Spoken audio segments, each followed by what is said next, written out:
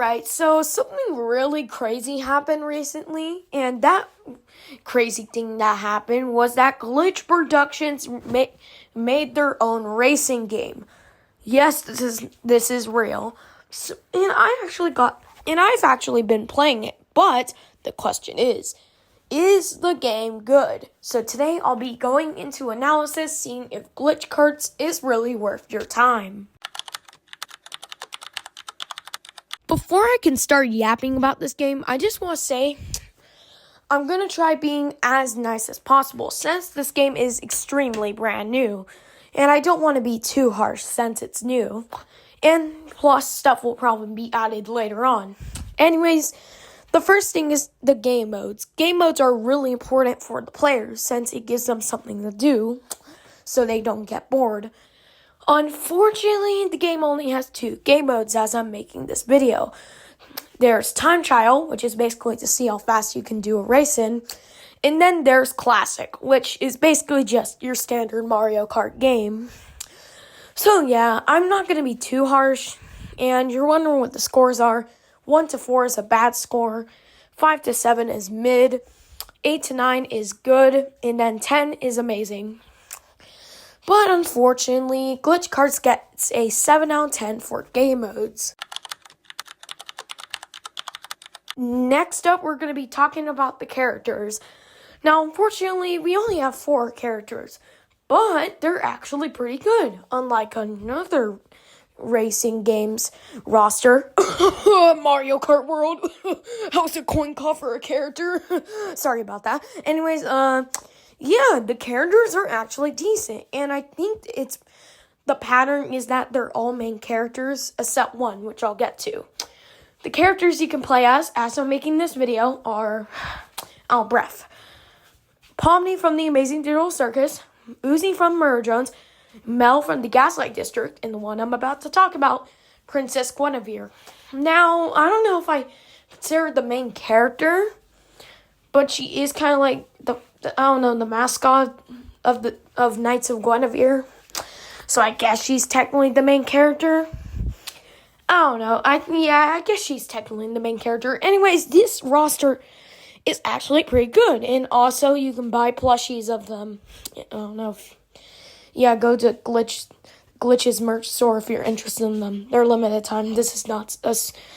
Oh my gosh, I'm out of breath. This video isn't sponsored by Glitch. I don't know. I just want to mention that. Yeah. And so despite there only being 4 characters, I'll give the roster 8 out of 10. Yeah, I'm gonna try not being as harsh, but unfortunately, the maps in the game aren't that good. And I should be saying map as I'm making this video, the only map you can play on is the circus grounds. This kind of sucks because we could see other locations from other shows in the future, such as Copper 9 from Murder Drones or Park Planet from Knights of Guinevere. But for now, unfortunately, the map rating gets a 5.3 out of 10. Alright, the final category is items. The items are actually pretty decent in this game. So basically, these are the items that you can use in the game. There's corn from the Amazing Digital Circus, which is meant to reference Jax's fear of corn. Then there's the Guinevere mini plush mine, which I'm pretty sure that didn't appear in Knights of Guinevere, but it's pretty cool. Then there's Ken's Clavier, my beloved, which comes from, not Knights of Guinevere, the Gaslight District. And then there's the Absolute Solver from Murder Drones. And then we have the Gatling gun, which I'm pretty sure doesn't come from any of the shows. If it does somehow come from any of the shows, comment down below if you know. And yeah, and I guess I'll do a mini ranking of all the items. So here we go. Okay, so in F tier we have corn. It's garbage. All you do with it is throw it, and besides that, it's garbage. It only stuns them, and you can only use it once. until you get it again. It's pretty trash. Then we have the Guinevere plush mine, which I'll put in maybe B tier. You can't throw it forward.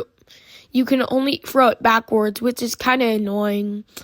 And you have to make sure your opponent actually hits it in order for it to activate.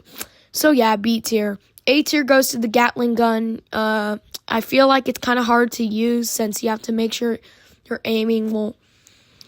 But if you're good at aiming it, then you have no problem. I'm getting better at using the Gatling gun. S tier, we have Ken's Clavier, similar to the Gatling gun, more easier to use, although it only has 3 uses. And finally, Absolute Solver goes in S tier as well, since you can use it as a boost, but also as a weapon. Anyways, that's pretty much it for items. The items will get a 9 out of 10. And with that, ladies and gentlemen, that brings my analysis of glitch carts to an end. Now, for the final score, I'll give it a 9.1 out of 10. The game is super fun currently, but I feel like if the developers don't update it soon with new game modes and characters, then it can get really old really fast. So hopefully in the future we can get new maps in game modes, such as maybe for new maps we could get Copper 9 for murder drones, Park Planet for Knights of Guinevere, and so much more. Who knows, maybe even excure shows, such as Sunset Paradise, which definitely a no-no, or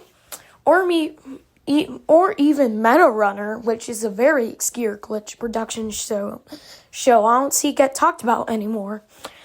And yeah, and then we could see more characters such as Ken from the Gaslight District and from Murder Drones, Frankie from Knights of Guinevere, including Andy, and so many more characters. The possibilities are endless, and that would also bring new items. But yeah, if you enjoyed today's video, then consider subscribing to my channel, and I'll see you guys next time. Bye-bye.